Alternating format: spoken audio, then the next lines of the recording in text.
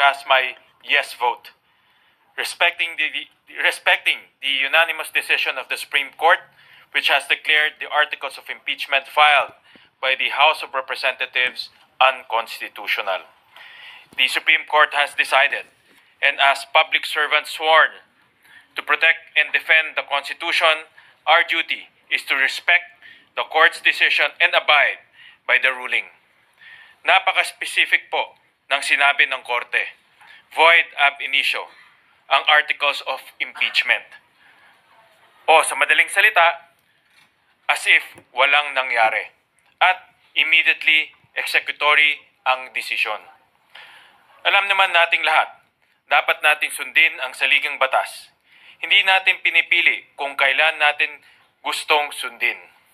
Hindi ito usapin ng opinyon o sariling interpretasyon. Ito ay obligasyon, pananagutan at tungkulin natin sa bansa at sa ating mga kababayan. From the very beginning, malinaw at consistent ang posisyon ko sa impeachment. Follow the law.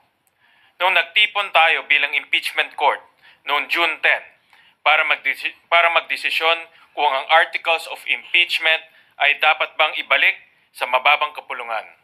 I voted no. I voted this way dahil importante po sa akin na mapag-usapan ang articles of impeachment sa konteksto ng isang legal, maayos at malinaw na impeachment trial.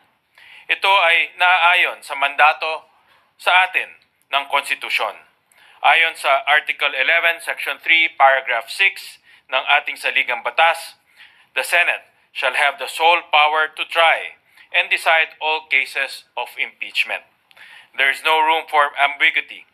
Ito ang proseso ayon sa batas at ito ang ating tungkulin. Ang isang pundasyon ng konstitusyon ay ang separation of powers o ang pagkilala na ang bawat sangay ng gobyerno ay may kanya-kanyang kapangarihan at tungkulin. Ang executive, legislative at judiciary ay may kanya-kanyang mandato. At pagdating sa usaping konstitusyon, the final authority is the Supreme Court. Mr. President, esteemed colleagues, this representation knows and respects that we have different perspectives on the verdict of the High Court and on the impeachment itself. Alam ko na marami tayong iba't ibang paniniwala at pagtingin sa batas. Pero alam ko na alam din nating lahat kung ano ang sinasabi ng konstitusyon tungkol sa mandato ng ating mga korte. Malinaw sa Article 8, Section 1 of the Constitution na judicial power includes the duty of the courts of justice to settle actual controversies involving rights which are legally demandable and enforceable, and to determine whether or not there has been a grave abuse of discretion amounting to lack or excess of jurisdiction on any part of any branch or instrumentality of the government. Sa isang desisyon ng Korte Suprema noong 2003 sa kasong Francisco versus the House of Representatives, sinabi ng Korte Suprema na the Constitution did not intend to leave the matter of impeachment to the sole discretion of Congress. Instead, it provided for certain well-defined limits and, in the language of Baker versus Carr, judicially discoverable standards for determining the validity of the exercise of such discretion through the power of judicial review.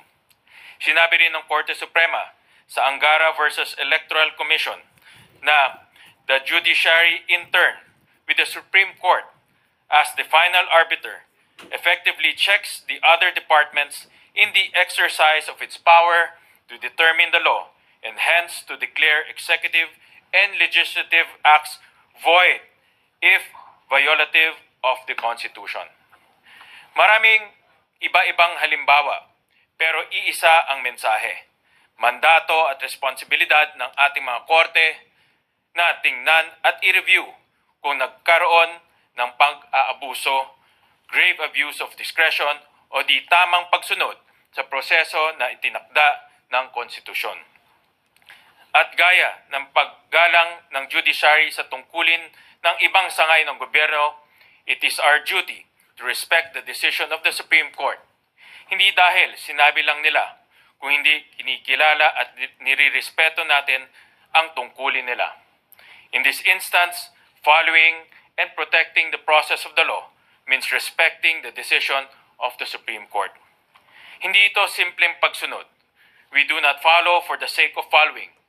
Ang pagsunod sa batas at sa mga prosesong tungkol sa batas ay isa sa mga susi ng maayos na lipunan at pagbigay ng hustisya. Kapag malinaw ang ating proseso, madaling gumalaw, walang nasasayang na panahon, at mas madaling makita ang katotohanan. Law and order ensure consistency, and they preserve our way of life. Napaka-importante ng panahong ito.